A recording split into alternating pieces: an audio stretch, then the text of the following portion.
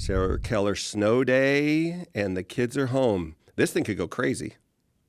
It easily could go off the rails. I'm going to be honest, people that are listening to this or watching this right now are sort of praying that it does in some, they know you can handle all sorts of disruptions, but the crew coming in to complain about snacks or somebody pulling on something or whatever, it reminds me of early days of COVID when that happened so many times. And it was horrifying in the beginning until it just became so normal. Everybody just laughed about it. Yeah. Yeah, my youngest son used to like to jump into Zooms and would say, "Do you want to hear my demon voice?" It wouldn't matter what executive was. And to be honest, he was 6 and ridiculously cute. So it kind of played off really well. Like I Right, think if I had a 12-year-old bratty, kind of right, almost teenager pulling that off, it probably right. wouldn't have been as tolerated. Yeah. Or a spouse. Spouse would have been a little unusual, but Yeah. interesting. And you're on Starlink. So we're testing out Mr. Musk's implementation. I think you're my first person that's been on the show with Starlink, but I know so many people that are using it that were hesitant at first, but compared to what they other options were, they ended up finding it pretty beneficial. Yeah.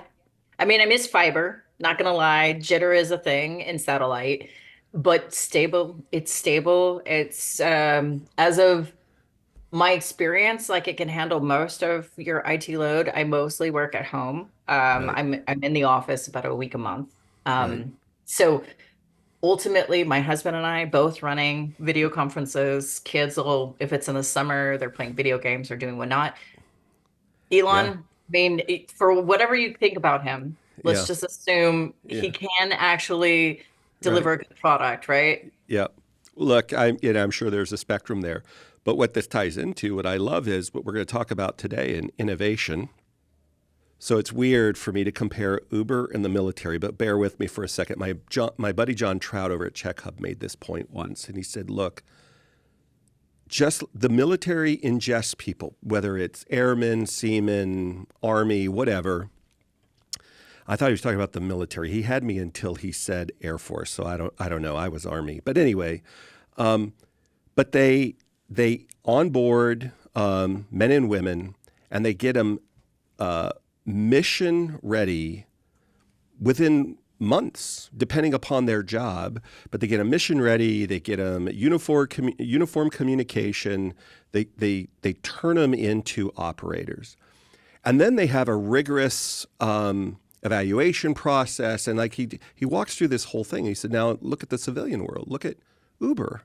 There's so much clarity that they bring to it. The person who's asking for a ride or a delivery or an interaction, they very simply open an app.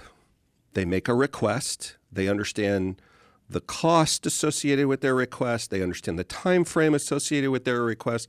They understand what the other party's going to deliver, the level of obligation.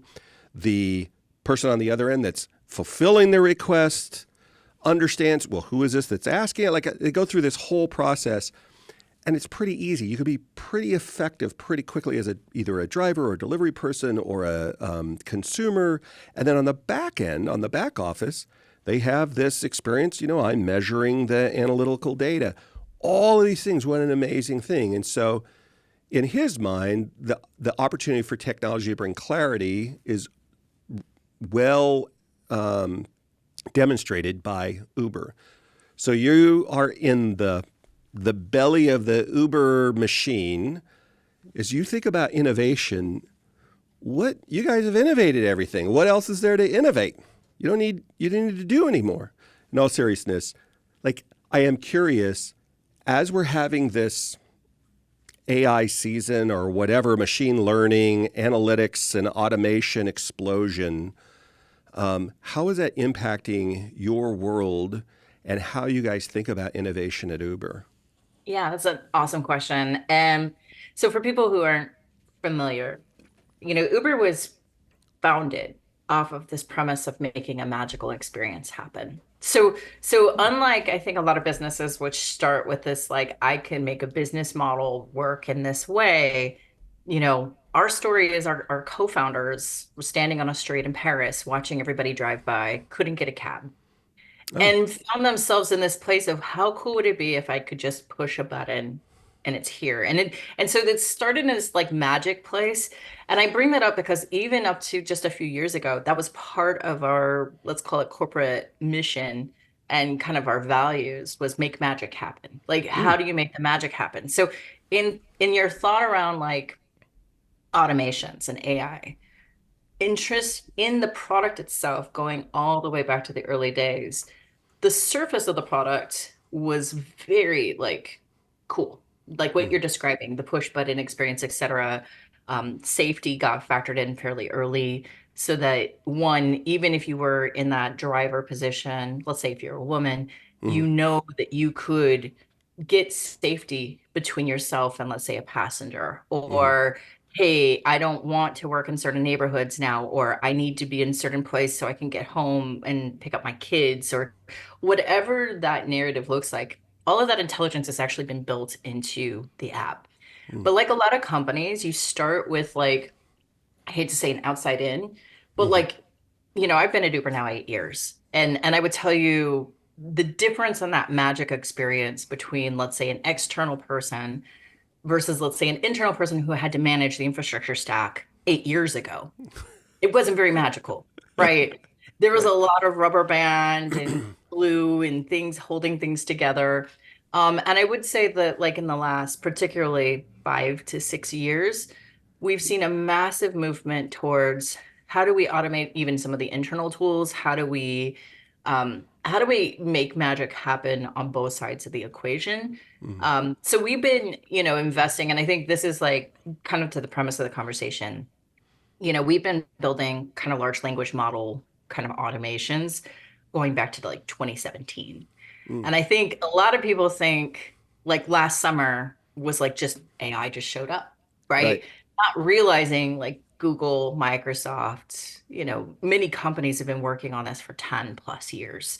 And so in that mindset, people I think still kind of misunderstand what it is. Like if you're in this space, you know that it really is just about a lot of data automation right now. We're Mm. really not dealing with autonomous data. Even generative AI, which is great, and it's a massive step up, particularly when you're taking disaggregated data, Mm. um, still isn't automatic. Like there's still training that's happening. Right. The model itself isn't coming from like a place that doesn't already have an input. This is why I think, there's been this interesting phenomenon of like Gen AI having like, actual biases.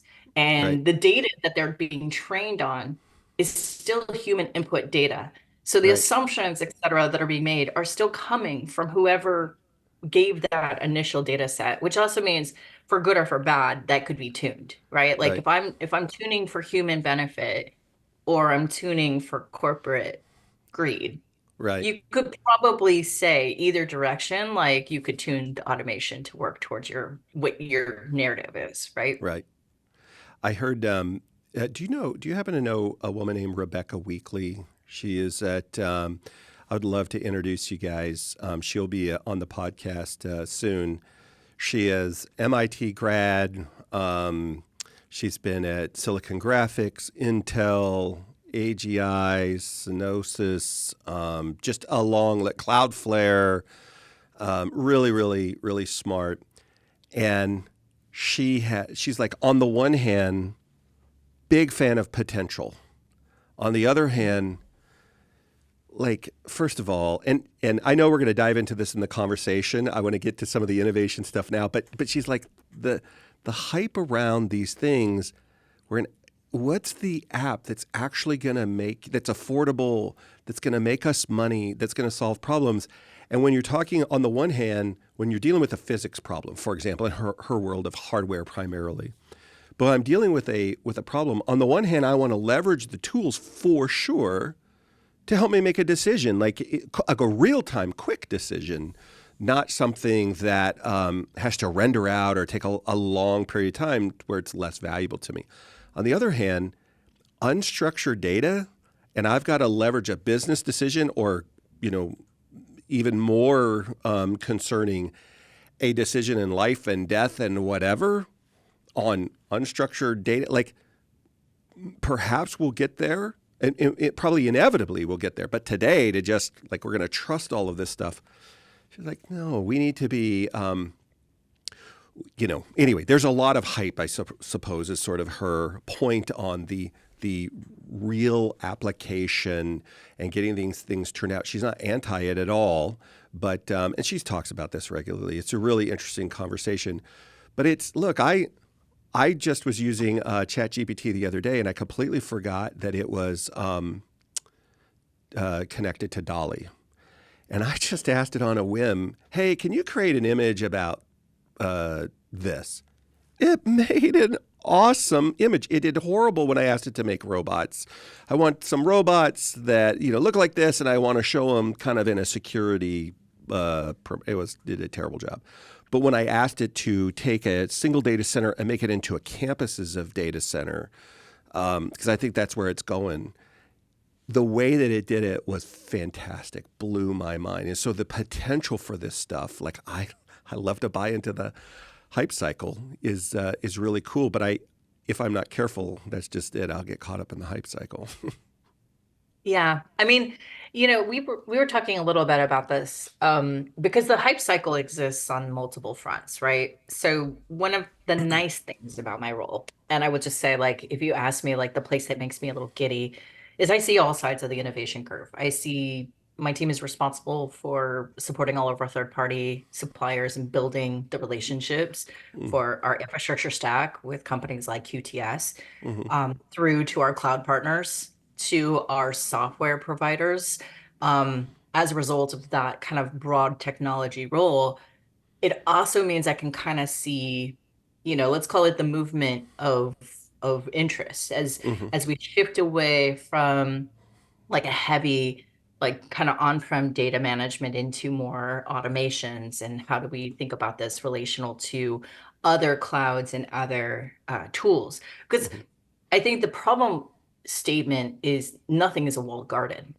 mm, As a result, any company is going to have to build together that combination of their own tech with third-party tech, with partners that are building tech specifically for you or specific use cases, and you've got to make it all make sense. mm, Now, the hype cycle part of it that's interesting, and I see this a lot in my peer groups, is that everybody has to have a story around AI. Like mm, all of my suppliers, like I can almost predict where the AI slide is going to show up in their deck. And even if it's not their own AI, in many cases, it's passed through AI from companies like Gen AI, or, you know, it's Google's AI that's being passed through their product. So everybody has to have an AI story right now, even if their product intrinsically isn't touching AI right. or really couldn't benefit, or like maybe it's like it's third party bots versus actual AI. And so you Mm, almost have to kind of double click when someone's going into that AI story to understand, is this really innovation? Are you just partner pass throughing? Have you given me an automation I could have done for myself at a significantly less price than what you're mhm, trying to do as this markup? So there is this immediate response that everybody has to respond to, because everyone is expected to have this in their story, right? If right. you're a public company right now, for sure, you're selling product, they're going to want to know, how are you positioning yourself around AI? The part that's interesting though, and I think on the data center side specifically is like problematic. Everybody wants AI. Everybody's talking about AI. You guys have to build for, you know, 300 kWh racks, Right. but how many people are really going to deploy it? And how much is it going to be like, you know, I'm projecting 1,000, but really it's going to be like 200, Right. right? And how much extra, not even just capacity, but think about the value chain. I Mhm, have to think about this in my data center. My data center has to think about it in power. Power is already a limited commodity, both from transmission as well as the actual build right. of the Right. power. I have to do this on chipset. Chipset is still not recovered from COVID, right? Right. Like a lot of the IC components are still not there. NVIDIA owns this market right now, though Intel and other companies are really trying to make a good push into it. Right. It's still not there, right, in Right. a real sense. So Right. if you start to think through that hype cycle, capacity planners can't manage this. Like, so I have the visibility of, let's call it, a cross section of group Mm-hmm. responsible for AI. That AI means all use cases in the company. Doesn't matter if it's going into our product, if it's going to be used for automations internally, et cetera, all come through the single platform. The idea was, as a company, we could figure out like, how do we deal with data and data management? How do we structure our strategies? How do we keep ourselves whole? Because there's a lot of Wild West out there too. And in a lot of places, like, I won't name names, but I'll just say your data that's going into that product Mm-hmm. is not like no longer your data. And that's not a problem. Like your example of, hey, build me an image of data center campus or Mm-hmm. robots like Right. automating through there is like innocuous. Like that part is like you haven't put any crown jewels in there. Mm-hmm. But imagine I'm a coder who wants to maybe, I don't know, get a little bit faster at my job. And I take a chunk of code, submit it into an AI where I don't own the data. Mm-hmm. Now my source code is in a model. And there's this logic that holds out that says, if I were, say, in a competitive landscape, and someone wanted to say, well, how would Uber solve for this thing? Or how would I address this thing? The moment the data is out there, it's ingested in the model. There's nothing I can do about it. So Mm-hmm. that's why we had to build a centralized tool. And in that process, so I see all these incredible ideas. Automations from customer service to actual product efficiencies to back office, like how do we make the accounting work streams simpler, faster, more accurate? I mean, like the opportunities are endless and they come in every day. We see Mm-hmm. more. But that's not materializing in real demand. Because Mm-hmm. the other side of it is seeing what's happening on capacity. Mm-hmm. um the hype cycle, right, will work itself out. Like I don't think that this is a permanent state. This Right. is a temporary state as people were reacting to, Gen AI reasonably had a big announcement last year. Right. But then that blew open the door for AI conversations. Like, companies like Google, Amazon, et cetera, had to do pushes out on AI tools that weren't like things that they would have done. But Right. then now they have to start doing positioning against, Gen AI. And so, but nobody was left behind, and my Right. AI tools weren't being considered. Um, that being said, how we think about where the real automations sit, what point in my business is still very much a data compliance regulatory issue as much as it's a power issue. Right. Because going back to the power issue, if I have to decide between product growth or AI growth, and let's be honest, in a finite power bound environment, I may have to make that decision, Mm-hmm. which then means I'm also probably not putting massive clusters of 300 kW racks because I don't know, if power in Ashburn won't deliver for another 2 years, I'm probably not going to put an AI cluster there, right? Yeah. That's a terrible market to do this. Well, think about it. Power globally, not many markets are super clean in how much power I could get in an unlimited perspective. Everybody's got caps or issues right now Right. in some form or fashion until the next data center region pops off. Right. So Right. there's a spot to this that says, like, would my unstructured data, which needs to live co-located with my AI? So that's the other part of this. Right. How much data am I moving back and forth? Right. Where you were talking about earlier reminds me of so many data sovereignty questions that we have. More and more nation states, not the least of which is the United States, is saying not just the data sovereignty question, who has access to this. By the way, the internet was built for free exchange of packets, and so now we're trying to impose this layer on it. I'm not saying it's the wrong thing. It is, but it is a part of the conversation. and the hardware that's being used. Not everybody who makes hardware is being allowed in all countries to deploy their hardware. And so it has there's an opportunity for a hype, and sometimes when you ask people, well, how are you solving that problem? Well, I'm asking AI and they're going to tell me how to solve it. So it's, I don't know. I love being in the midst of the chaos. Like I genuinely love to be part of a industry that has these problems to solve as opposed to one that's being replaced or shut down or whatever. But it is not for the faint of heart, that's for sure. Yeah. I love your point about the potential of AI in this space because I'll be honest, I've been on the customer side for a while. I've Mm-hmm. worked for cloud companies, and I would tell you, the biggest shocker for, let's call it people that are providers of digital infrastructure is just how little people truly understand about their own capacity needs in a real sense. Yeah. Like I could give you all of these growth stories about my top line product. Right. You would then make the assumption growth equals trips. In the case of Uber, we're a Right. trip-based company.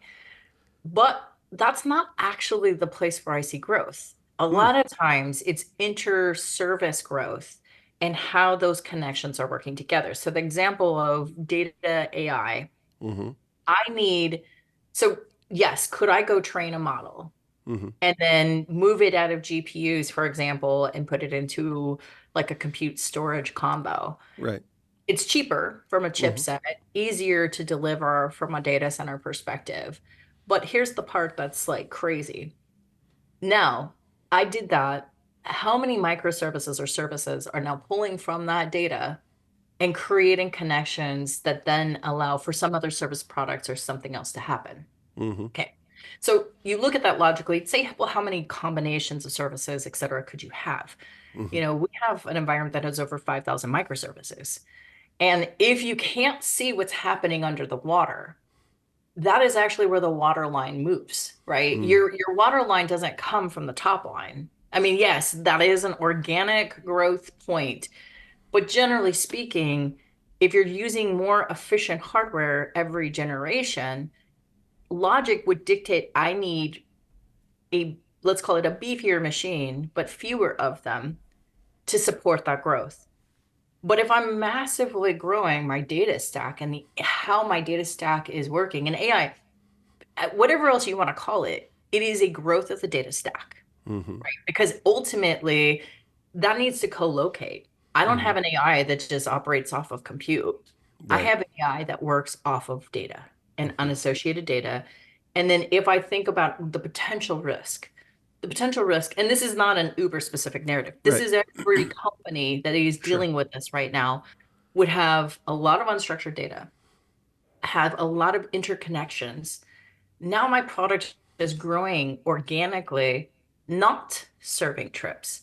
It is now growing organically because I'm building out these tools for how I work internally. Now, logic again, ideally you have some federation that would allow for what these workloads are approved, these workloads are not. And that should generally come through your capacity planning and forecasting, et cetera, that says, yo, you're a bloated software layer. I need you to trim yourself up, go on a diet, come back, I'll give you some hardware. That's how a lot of like the cloud companies will organize themselves. But it doesn't change the fact that if I think about where data center growth comes from, it's not top level.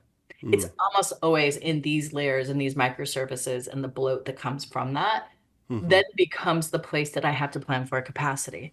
So if Mm. I don't understand why things are growing or where they're growing from, how am I going to project in a 2-year forecast or 4-year or 5-year what I need from my data center infrastructure provider? What do I need from my hardware, like service provider that's still pushing lead times that are in the 15 to 24 months if you're purchasing hardware today.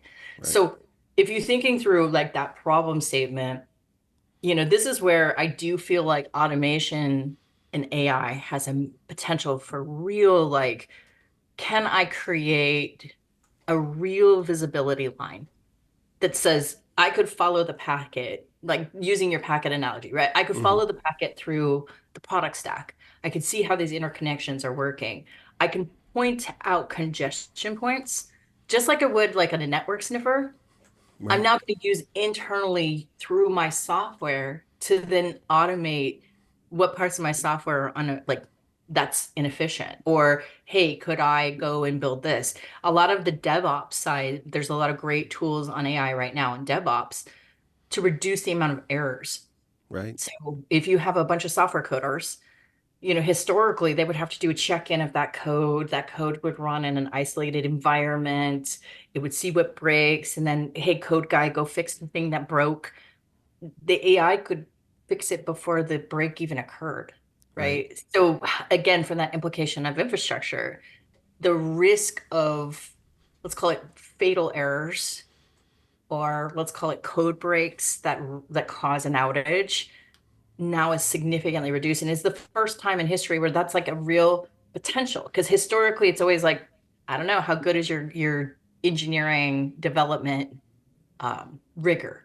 It Right. was always rigor that was like that created safety. Now you can use these rule tools to automate that, then come back with like what my real capacity plan could look like. That's the potential that I could see as an infrastructure person as huge, because humans can't see or predict this correctly.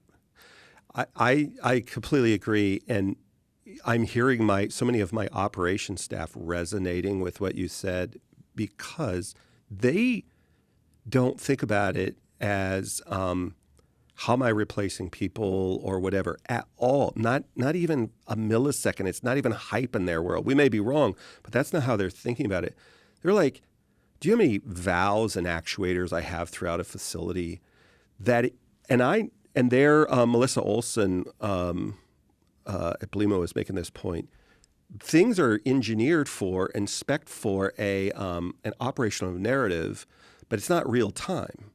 And Yeah. so as you get if you want to be able to make real time decisions about what's actually happening, I heard this on a buyer side. I want to go buy power, not just consume power, but I want to buy power when my AI tool tells me, hey, I'm predicting that power is going to get really cheap here.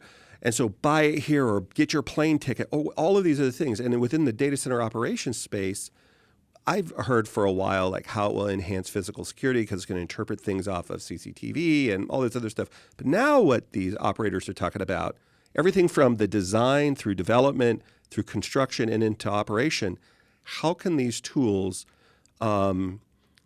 inform us in a way that's easily understood? It's not a Gantt chart in front of a banker or something. Like it's a simple, easily understood way. So, and it's not only helping us to operate in real time, but it's able to make predictions. For example, I'm sure you've heard of us talk about data gravity before. Years ago, I presented on data gravity at PTC. As all of these data sets come along, I want my tool to be able to say, hey, hold on, before you try to move a bunch of stuff, maybe if you stage some of this, or maybe if you did it this way, or if we interacted with it a little bit differently, we can do this much more efficiently. If you can do your, just the real-time data of opening and closing valves, managing, like just in so many ways, we see this augmenting human beings so that we can be spectacularly more efficient than we are now, because I'm not managing against a spec that was designed. No disrespect to specs, Yeah. but to be able to adjust in real time. Now they're guardedly optimistic because they're cautious people, right? We're supposed to be 100% up in pretty all but a chicken coop situation. So they want to get to a spot where they trust the tool, but we're really excited as we are incrementally deploying these things, and then asking for advice. Hey, look, this is how we're deploying you now, but if you had to guess, I'm obviously oversimplifying it. How would you do your chill water infrastructure differently? We've always positioned racks like this. Would you position them differently? Like, where can and this is still hype cycle, but that's the promise that we see, not just the day-to-day real-time changes to be efficient and secure, et cetera, but the what if kind of dreamer part. Could we do it differently than we've done it before to realize a better outcome?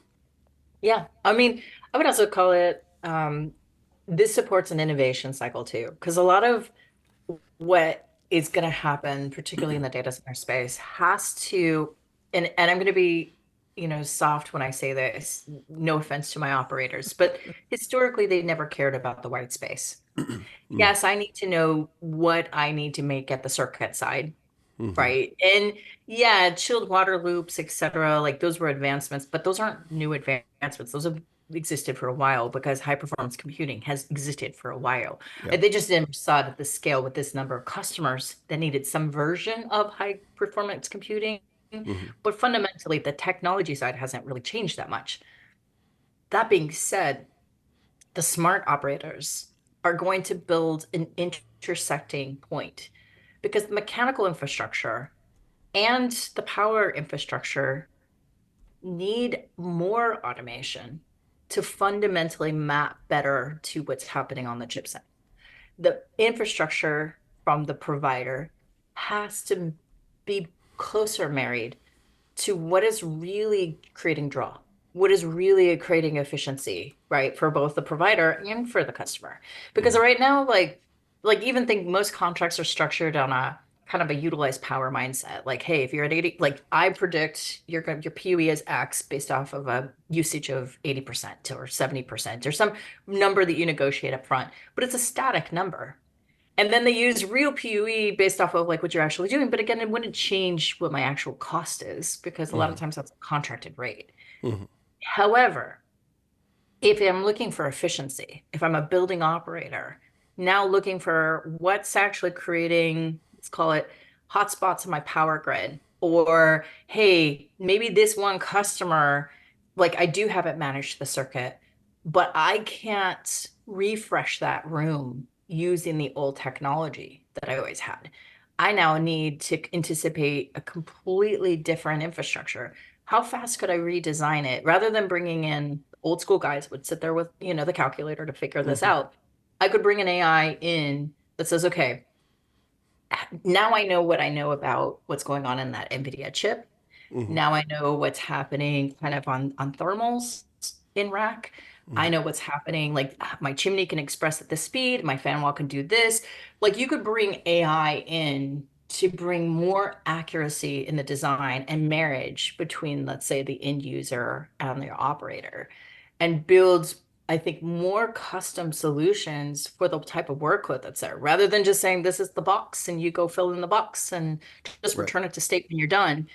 There could be a real optimization on both sides that I think creates some benefit and value. And I don't know that we're really there yet, like maybe at the big cloud providers and operator Mhm. side that's happening. But even those guys are like, just get out of my room. I'm doing it the way I manage my own on-prem data center. Right. There's a missed opportunity to assume that, like, well, I can't see across a cross-section of customers and bring that intelligence in that says, okay, you're not working as optimized as you think you are. Mhm, Here's a way we could twist this that then is better for the operator because mhm. now I actually am getting the real throughput, or I have more consistency on my power draw, right? Or I've been able to manage the mechanicals in a way that brings like some cost efficiency to everybody. Yeah. Well, for sure, it's starting to. We're very fortunate in our organization. Um, I have a surprising number of operators, operational leaders that are really curious about these conversations, and they're because so many of them, whether they're ex-Navy nukes or whatever, not only do they bring curiosity, but they bring an ability to think. They understand when somebody's explaining an algorithm to them. We've talked to a couple of folks that were formerly of DeepMind and Google and whatever, and they're walking through the equation that they use to. And some of our Yeah. guys are like, oh yeah, that's the I understand that, and it blew their mind. They couldn't believe that a data center operator would know those things. But they're less interested in about impressing them. They just are really interested in how do we apply these things.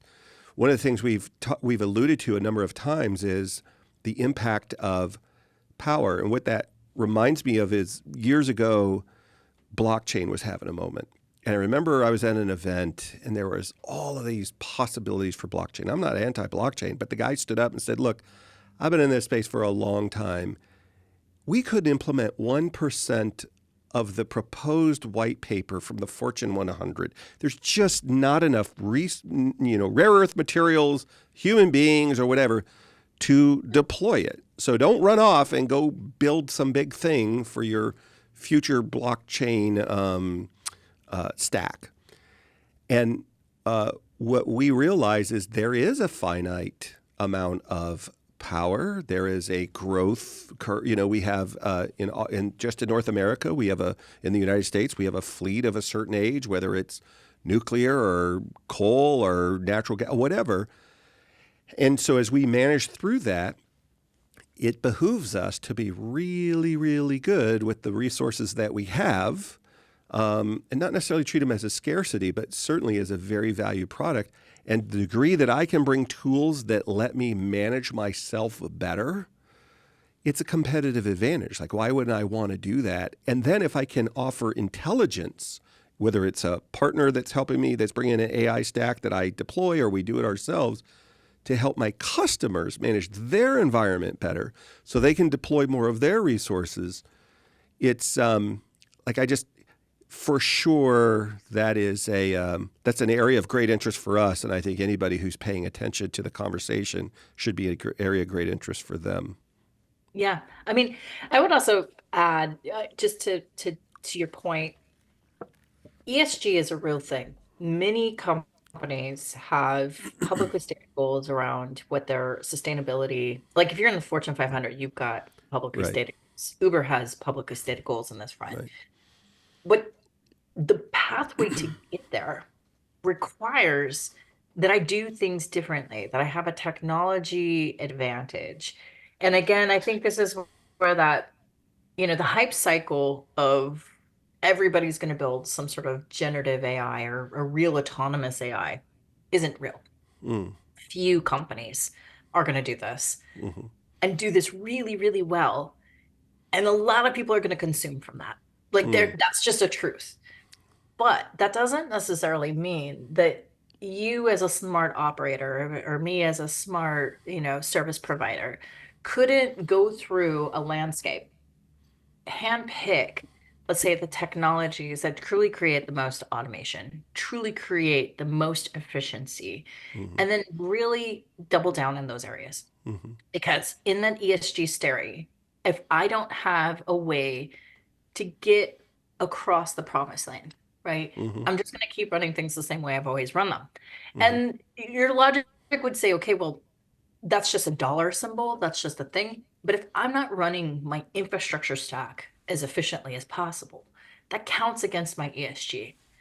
The moment that I have to overinvest in certain areas because I couldn't predict what my capacity plan really was going to look like is the moment my ESG story starts to go off the rails.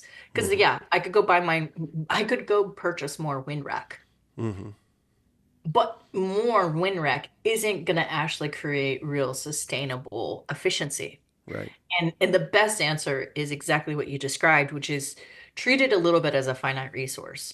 Recognize, just like water, I think people got it really into WUE metric a few years ago when they started recognizing water as a finite, like I should not be wasting a bunch of fresh water Right. in a market like Arizona. Right. Right. And not like have technology that's built off circular loops that has a no water zero, like zero water kind of usage or loss. And those are real metrics, like at least in the case of my company, when we go through site selection, I'm looking at that WUE metric as a key indicator of technology advantage between a provider A versus provider B. Because Right. I could, as a provider right now, the market's, I think, at 4% occupancy, like, Right. or 4% vacancy. Right. Could I go out there with your traditional HVAC stack? Sure. Right. People would probably consume it. Right. Would I ever build long-term in there? Would I ever build AI tools in there? Never. Right. Like that's probably the stuff I'm going to try to get out of it as fast as possible. I'm using it as a temporary dumping place for Right. like the workloads that couldn't go anywhere else. Right. Real providers are going to get smart about managing their finite resources, that ESG story, and I think building to their customer. Yeah. Because if you can understand what's happening on that chipset, build it into the tech stack from the provider side, it's a huge competitive advantage. Right. It's going to start as a competitive advantage, but at some point, it's just going to be like you'll just gobble up anybody who isn't. There just won't be, and whoever's not gobbled up will just be left by the wayside. Like people just won't do business with them. It's Yeah. the other thing that comes with that is the governance, the rigor. You know, ESG, the G in that ESG. The governance has been. I don't want to say loose. I don't want to be disrespectful, but it hasn't been as rigorous across the board as it could be, and it's Yeah. getting much more rigorous. And these tools and the best deployment of these tools, in my mind, the best implementation of them, whether it's just in our industry, it's allowing us, first of all, to know what we're doing, be able to measure against it, be able to report against it accurately in real time, and then take action if action's warranted, wherever that may be, that benefits human beings. Like we should be about human flourishing, whatever that looks like, whatever all these tools are, whatever data we're managing and messaging. One of the things that I'm hoping, I was talking to somebody not long ago about they're really hopeful as they're working through their own stack of challenges. How do I protect the white hats from the black hats, or we've got all of this data, structured or unstructured. How do I make sure that it's not only data that could be trusted, it's got good data integrity, it's protected Yeah. in an environment that in the beginning, we spent a lot of time sort of encrypting it and doing things like that. All of these things, things are moving so quickly. There's all this pressure on it. So I'm hopeful that the tools will be able to apply themselves like that. In our narrow little world, it is help me to operate efficiently. One, for competitive advantage for sure, but just we don't have enough people to staff without augmentation. We don't have enough resources to just not pay attention to them, whether it's to build or to operate these sites. And I think that's the way of the world. And anybody who's not rigorous in this, first for themselves and them, secondly for their customer base, they're just not going to survive. There's no way they're going to survive. Yeah. I mean, it's interesting. Um, and to your point about, let's call it the people who will win are, and I mean that whether I'm talking about operators or let's call it again, Right, software providers or people that are building AI and embedding it in some of right. these tools. Um, I'm not saying it's a winner take all because I think there'll be a few winners, Hmm. but I think what'll happen is specialization. Mm. People are going to get really good at a certain type of thing. And then you're going to find people are going to drop off. You're going to Mm. find consolidation. I mean, even now you see this on the data center provider side, right? There was a lot of investment money that came in. You saw a lot of new providers coming in, Hmm. and I think we're now about to start to see more collapsing. I mean, at least market signals would tell me that you're going to start to see like more consolidation or smaller players starting to merge into larger players. But those larger players, why are they larger players? Because they figured out a specialization, whether that's edge, whether that's, tech stack, whether that's like I'm working in a certain market and I cornered that market. Kind of doesn't really matter. Point Hmm. is that they figured out some unique differentiator that then became critical. Now that's a core business idea, right? Right, Everybody has to do this. But I think it's funny because we lived in this world of easy money. right. And there wasn't a lot of demand that said, show me that return. I think particularly on the data center provider side, you were looking at investment firms that were like, oh, I'm in a 10 plus year ROI. Like I don't Right, even want to start seeing money before 10 years. right. The individual markets aren't supporting that long term, right? So would they change their position? I don't know. Probably Yeah, depends on their portfolio and how insulated they are in other areas. right. But there's a real, I think, opportunity for firms to get smart about one, what is my core thing? What is it that I'm really good at? And then using that AI, going back to the AI, Hmm. to get stupid smart about that. Like this is Hmm. the place where it's like, if I'm doing it right, my AI becomes like an acceleration flywheel. Like it Right. becomes the place where I was I was blocked by humans, or I was blocked by I couldn't get enough resources to support this, whether that's data center or infrastructure, it doesn't really matter. Now I could bring that third party aspect into it to do what I've already done more efficiently, faster, cheaper, with less error, and be in a spot where now I can really focus on that one or two things that really differentiate me from my competitors. And I think that's where people are going to get smart about AI. Right. It's right now in hype, everybody's like, it's everything. I think like, I'm gonna not be exaggerating when I say I've seen over 500 use cases in the last year. Will all 500 get funded? No. Right. Will all 500 be what we should do? No. And Right. that's like that's not a finite number. It grows every day. Right. The point I'm saying though is like if I'm like representative of every other firm, and noting again, I've been doing AI since like 2017 in some form Right. or fashion with it Right. with automation of data. How many other companies are in that same cycle? How do you differentiate this work? Like this looks good, this looks good. Like, but I only have a finite number of resources. I only Right. have a limited amount of tools. Right. It I'm gonna do the things that drew the best value, ideally. um as you're talking, you so remind me of this interesting conversation I had with a guy named Dr. Daniel Kahneman, who is a Nobel Peace Prize winner. He wrote a book called Thinking Fast and Slow. And the big idea of his book is all human beings have a certain intuition. They're almost always wrong. Their intuition is almost always wrong, unless you get expert intuition. And so we talked about in our podcast Captain Sully, who landed the plane on the Hudson. He said that was a guy who, if you were to talk to pilots that have some experience, their intuition was to do one thing, and the simulator showed you fail every single time.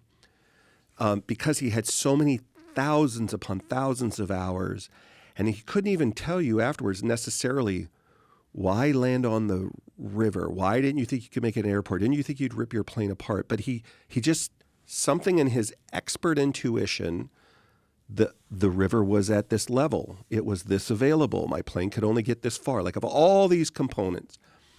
And so he said in his book, when he won the prize, we'll never be great at intuition because we don't have a large enough data set to refine the intuition. I said, now with the potential of AI, the way that we understand it today, this is a conversation he and I had this summer. He said, yeah, it's going to break that whole thing. Wait until you have, it doesn't know when it will happen, but you've got Jarvis on your wrist or whatever it is that is bringing such large data sets and is so well trained that it can help you with your intuition. Bring expert intuition in an area that you're not an expert, whether that's data center operations or I'm interviewing I'm a junior leader and it's my first few interviews. And I've got something to help me to evaluate whatever. Some people get nervous about that. Do we really want that expertise? I would love to have an opportunity for this expertise to help me refine my intuition. And his point in his book, if I remember correctly, was just that we can get really narrow intuition, really narrow focus, because like Captain Sully, you probably wouldn't want his intuition on whether that's a good salmon to eat or not. Doesn't have a lot of experience in it, but he sure as heck can land that plane. And so what these tools can do when deployed correctly is bring a level of expertise and intuition and change the human experience. And since I'm an optimist, I'm excited about that opportunity. But I see my operators that are pretty skeptical, pretty hardened, don't trust the tool first, trust your intuition kind of thing. They're really excited about these things. And so I think when you go to the marketplace, if you don't have the ability to not just tell that story, but demonstrate through governance your ability to execute on that, or whatever marketplace you're in, it's going to be difficult for you to thrive. And I like your perspective of you. It's difficult to be an expert, quote unquote, expert at all of the things. You only have so much money. We're funded by Blackstone. They're a well-funded organization. They don't tell us to do everything. In fact, we got out of the private cloud business in 2018. Over the years as a colo provider and a service provider, we sort of naturally moved that way. We never thought there would be a day that anything other than test dev would be in public cloud. Well, it is. It's highly secure. The government's using it. Everybody's using it. And we had to have a come to our senses moment where he said, okay, this is not our core focus is on these things. Let's be world class at these one or two things that require operational maturity and expertise. And we need these tools as well to augment ourselves so that we can be world class at them. Yeah, I love it. And the thing about it is I'm an optimist too. I hear a lot of fear and fear mongering and they're going to take our jobs and just different perspectives. And I think if you go back through industrial automation, like the industrial revolution, this is a truth. Humans get afraid of the unknown. Right. Any massive kind of real step up in technology results in a fear cycle. So there's a hype cycle and there's a fear cycle. But if we actually went back and looked at it, how often did those people not have another job? Right? It's that idea of the toothpaste maker now becomes like the person who's automating like how the robot made that toothpaste or some version of that truth. There's a part where if we focus on the possibility and really get refined, then we're going to see the right tools be made. We're going to see, like, even if it's not your core, like if you're listening to this and it's not your company's core competency to go build AI, it's just not you. What you can get really smart about is what is it that you need in a real sense need. That becomes like, if you can become crystal clear on what you need, then you can absolutely go find someone to help you get it and get it done. I think where companies get into trouble is they throw a bunch of stuff at the wall. They have a very unfocused view of what is a differentiator, to your point of, hey, we were doing a thing that was just kind of organic, and now it's not really that's not our business. We know that this is not our business we should be in. So the degree with which you get smart about, I'm not going to call it singularity, but in mindset of a singularity or really like, I'm going to focus in this area, I think it's a differentiator. And it becomes like the difference between successful companies and unsuccessful companies is the degree you can keep people focused. I was reading something about culture and in culture and companies. And one of the ideas behind culture is it's about people. And it's about what do people need to be successful. And people kind of misunderstand this. Companies think of culture as like mission statements, and I'm gonna create values, and these values are gonna mean something to my customers. But if they don't mean it's something to your employees, sure as heck isn't going to translate on the customer side. So there's a spot that says if I'm throwing a bunch of stuff at the wall, guaranteed people can't get behind it. People can't do something. One of my favorite things, like if you were to ask me, like early days when I was working at Meta, I loved that we had a singular focus, right? There was a very clean intent.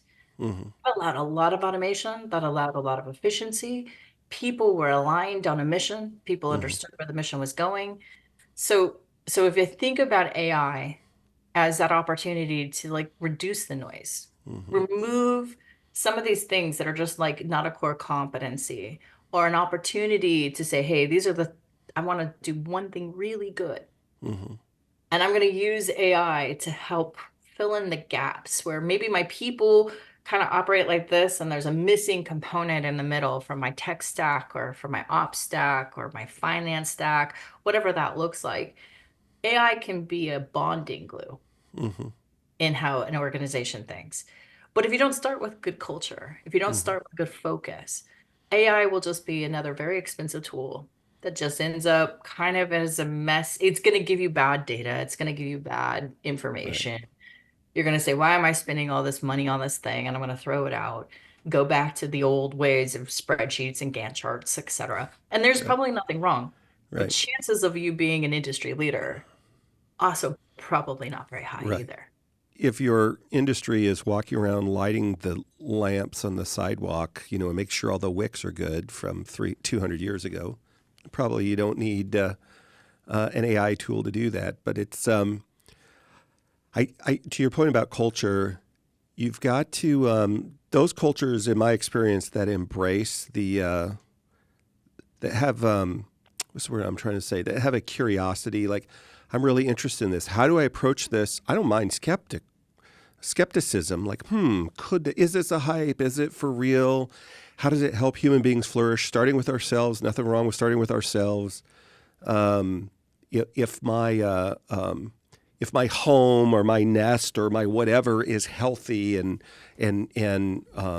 well adjusted, then as I move out from that, um, back to purpose. One of the things that they talk about all the time with commanders and 10 in the military is this idea of I need to understand. Commanders will come in. The United States does this better than anybody else. Here's our mission. And when I understand my mission, now I can understand my role in it so that when the chaos or fog of war or whatever happens, I've got a direction. I have my operating parameters, Geneva Convention, Uniform Code of Military Justice. I know what my commander wants me to do. And I can, in that mix, move forward, and my teammates can move forward. I know how to support it. I always use military references, and sometimes I get dude, stop being on board. I just mean that it's a great way to stay consistent with purpose and what you're trying to do. And you can also look to your brother, your sister, to your left or to your right, see if they're struggling. Are they successful? How can I come along and help? And to the degree, and I think these tools we can, if we embrace them, can help us enhance that experience. It should ultimately be about human flourishing. If it isn't, then it's a waste of time. Shame on us for building a Skynet when we should know better. So we've covered a lot of ground. I thought for sure at the beginning of this you were going to tell me how I could start taking my Uber, drone from my house to my office. I would love. I know where you live. Traffic is bad, but I'm telling you, here in Atlanta, I grew up driving in the Bay Area and in LA, and I used to think that was the worst traffic on earth. Other than DC, I think this is horrible, and we haven't got there. So I would love for us to close on that tool is about to be deployed. Do you have good news on that front?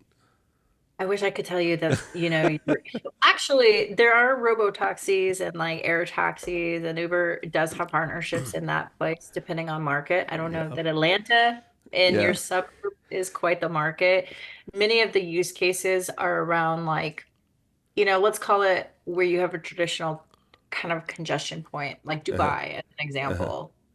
I could go from one end to the other end and spend a bunch of time in traffic. Alternatively, I could take, kind of a north, south, east, west kind of direction. And that was a lot. We were thinking about it in metros, like Uh-huh. how would you would create like almost the equivalent of train station input points where Right. you get people converged into a certain area. Then you remove the traffic element by literally picking them up there. And then I'm going to move you to city center, or I'm going to Right. move you, hey, this is a known tech hub, like just sitting outside of, Atlanta. Right. Well, everybody's got to go there. Right. Okay, then let's create a couple of input ingestion points, and then let's move people there. Kind of like you would do with network traffic, if you think Right. about it in that way. I Yeah. don't think we're quite at a place, but I'll be honest, like I feel like the Jetsons lied to me. Like I had this vision when I grew up that I was gonna have, and I'm not gonna lie, when I started at Uber, it really was that promise of, let's call it a little bit that Jetson lifestyle Right. of I'm gonna get picked up at my home, exactly what you're describing. I'm gonna fly over the traffic in the Bay Area. I don't Right. live there anymore, but at the time, Right. it was Right. this idea that like you could make anything work. I'm still optimistic. I Yeah. still feel like there's a part now. The FAA has a opinion on this, like so. I'm not gonna lie. Right.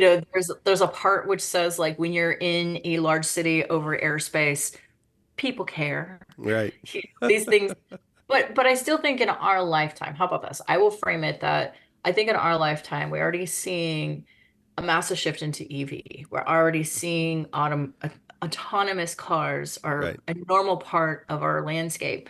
5 years ago, they weren't, Right. right? And I remember I was sitting on a stage at ACDC, and I was saying, like, in 5 years, you're going to see this as a common tech. Right. And I think people thought I was like nuts because like why would you ever like drive in a car where there's nobody driving. Right. There's a robot and really smart GPUs that are because it's all localized. Nothing is coming from Skynet. Right. You don't have an autonomous vehicle that's being driven through the sky. It's being driven locally in Right. GPUs locally Right. in real time using LiDAR interference to know what's happening in that localized car. Right. And I feel like we still don't know yet how fast that this is going to innovate, but it will happen very fast. Because Right. again, a lot of these things are finite resources. Right. The innovation curve helps to drive this in. And I feel like ultimately in time, we will look back. There's that whole concept, Steve Jobs, and I know I don't think it was Steve Jobs, but Steve Jobs is where I know this was, Mm-hmm. these dots don't make sense now. Like Mm-hmm. I can't see how these technologies intersect. Mm-hmm. But 10 years from now, when I look back, Mm-hmm. I'm going to see how it all connected Right. and how this little bit of AI here and this chipset advancement here and hey, this need here drove an innovation curve that then created it. Right. So I would just say, don't rule it out. It's coming. Yeah.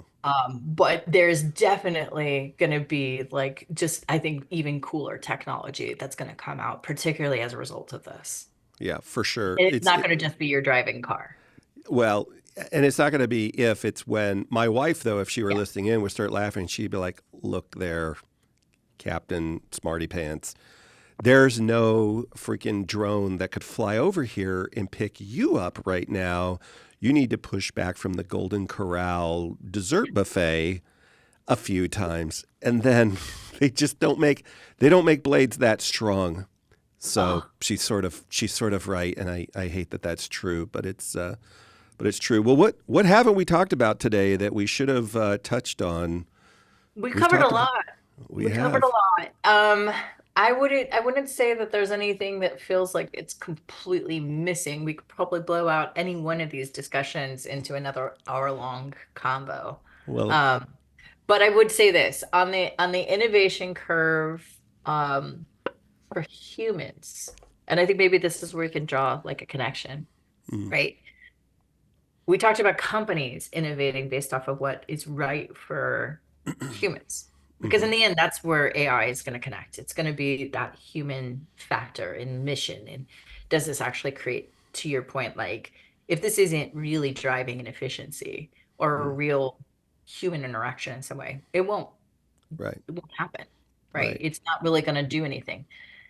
There is a place though that says like, and this is maybe where the fear mongering, my perspective is different, which is like true autonomous AI, which mm, is like, let's call it the nirvana state. A lot mhm, of companies are working like DeepMind, Google, right, Amazon has their own version. Every cloud company has some right, version of like true AI, which is not necessarily beholden to human efficiency. mm, Now, that doesn't mean Skynet, but it's going to be this other place that says, okay, well, does if an AI is truly autonomous, is it bound to the data set? Is it bound to human interest or training for mhm, that model that says you are only going to focus on this area? Is it going to highlight, hey, overall, we're ruining this planet in different ways, and here's new ways we can innovate ourselves out of it, mhm, um, that we haven't even thought through. yeah, And I feel like there's a real, let's call it, I'm going to keep the hopeful versus the Skynet right, of like some of the real problems we have with climate change, some of the real problems we have with climate engineering, um, some of the real problems we have with like, hey, we're just consuming and not knowing how to stop. right. Um, Human trafficking. I mean, in there's so many ways. I think the data set just expands. And what I mean by that is it wasn't that long ago, we didn't know what DNA was. Mhm. We discovered DNA. We didn't even know that we had invented antibiotics in the 20s. We didn't discover it until World War II, or really learn how to apply it. So we discovered DNA, and we think, this is amazing. Who knew? And then a decade or so, not long after that, we discovered the code within the DNA. So these are new data sets and new data sets. And eventually, as we've talked about many, many, many times in this world about AI, as we have these tools come alongside and not just look at the MRI of the 4,000 people a brain surgeon over his lifetime or her lifetime can experience, but a voodoo doll that is a similar age, similar ethnicity, certain diet, like all of these similarities, and can evaluate treatment plans and predict things and all of these other things. I just think that the data sets expand for the tools, and they will think of data sets we're not even considering now. We don't see in the infrared, you and I. If you do, keep it to yourself, but tell me after the podcast. It'd be really cool. We're not Superman. As a guest of mine said the other day, he wants to help enable people to become Batman, real people that have, special skills, but they're real people. They're not born on another planet. And so I just think the data sets will expand in ways. They'll hear frequencies, they'll see things and experience things. What I hope doesn't happen, I'll know we're in trouble if they start having like board meetings without any humans and they're like, so we solve this problem, as if these carbon life forms stop getting in the way. So hopefully that will never happen. But I just think that the potential, as far as we can see down the road, is so amazing that while we bump our way to it, while we're on our way to paradise, we got to eat on the way to paradise, and it'll be lumpy on occasion, but at least that's how I choose. We can't stop the train, so that's how I choose to look at it. Yeah. I mean, the Industrial Revolution has proven that to us time and Yeah, time again, right? yeah, Like we've seen it going back to the cotton gin, right? yeah, Which was like one of those massive points of innovation. People wouldn't think of it today as an right, innovative curve. But if you look at history, it is absolutely an essential point in the right, innovation curve. Electricity, like right. innovation curves. So we, to your point, don't know what we don't know. The data sets will absolutely change. Mm, We'll tune the data sets, right? Because mm-hmm, the AI will know what data is reasonable to keep hot right, and what data we should say, hey, right, it was nice to know what you ate right, for breakfast, but does that really change anything in your health landscape? Probably not, right? right, Like so there'll be a place where like over time we'll see different types of structured data. We right. will see innovation curves that we can't predict. And I for one welcome my robot overlords in this way because human minds can only go so far. That's right. That's right. And Dr. Wolpe from Emory, head of ethics there, said, look, we had a great conversation around ethic, and he just said, on the one hand, we need to think through the ethical questions. Do we want to give agency to AI? The answer is probably yes, but we need to be cautious as we do it. But here's an advantage: if you have a AI enhanced soldier, for example, they don't get afraid. They don't accidentally shoot friendly combatants. They don't like. There's so many possible benefits, but we can corrupt them. So let's embrace the journey. We're not going to stop it, but we did spend a lot of time on the ethic today, but we do that is part of the conversation, Okay. and so we'll just presume on that now, and we can talk about that next time. Yeah, I mean, I think there's a massive story there Yeah, on, and it does become it can't be a company that determines this. It has to 100%. be a global standard, Yeah, similar to what like some of the examples you brought up about, kind of wartime rules right, and like for military sure. guidance. And how did those things occur? Well, those things occurred coming from a generalized framework of what made the most sense for the Right. most number of people. And it Yeah. becomes hey, you're not gonna go and get pulled for human, Right. like Right. Um. issues. If Yeah. you're following the rules of engagement, if you're doing things in a structured way. So I think AI, we will have to put some handcuffs on it. There is no question that we're going to have to tie that human benefit like concept into it. But I love for a place where that human benefit isn't financially motivated Mm-hmm. benefit. Yeah. Like if I had that like silver lining, it would be some view that's like, this is about truly what creates the best world, truly what creates best outcomes for humans. And Mm-hmm. we know capitalism, and I've got no problem with capitalists.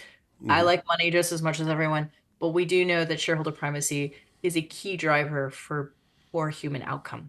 Yeah, And for so, sure. or environmental outcome or any other. So if we can shift AI and how we think about it into a place that has more true benefit, which is where I think some of the people who are really advocating for this standard on AI Mm-hmm. are really like getting a lot of agreement, Mm-hmm. because it cannot be what is the best for you to make the most money. It Right. has to be what creates the best overall efficiency and value for everybody. And Yeah. I'd love to think that the earth and animals and plants are part of that everybody Right. narrative. Well, it creates the best human experience. I think it's foolish to think otherwise. My good friend Devlin Lyles is he's with a software development group out of Houston, and he talks a lot about ethical capitalism. He said unrestrained capitalism, or capitalism as it became to be known in the 70s and 80s, became this gross, corrupting thing. And if we stay on that trajectory, it's going to end up in the same place as so many other forms of government end up, just corrupting and easily manipulated, whatever.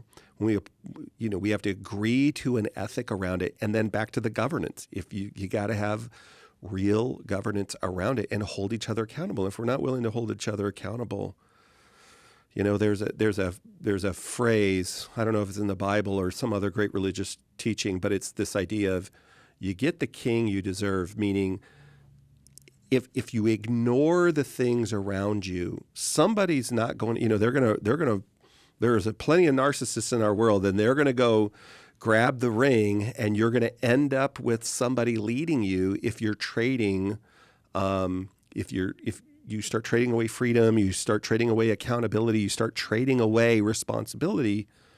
And responsibility isn't always a bottom line at the end of a spreadsheet that's a dollar amount, right? It's do the right thing. So we'll start a whole new podcast, I love and it. we need to do another one. Let's advocate for the world that we want. Yeah. And I'll advocate for a flying car to come and pick you up. Woohoo! Doesn't have to be a car. I don't care what the shape is. I love it. Sarah, We'll thanks get for you an coming. egg. That's The only thing I don't want it to be is a harness. Like, I don't think I could live down being like hung underneath something all the way to work. That'd probably be, people would think it's Macy's Thanksgiving Day parade. Why is the Stay Puft Marshmallow Man flying past my house? That's a probably, lot of bugs in the teeth too. Fills in a yeah, terrible application. But yeah, you advocate for provider efficiencies using AI. I will advocate for how do we bring the right patterns and products together to make it so we're supporting our world. that works for me. Thanks for joining me. Thank you. My great pleasure. Hey, if you like that, click the like, and if you loved it, subscribe. We'll see you next time, everybody. Have a good one.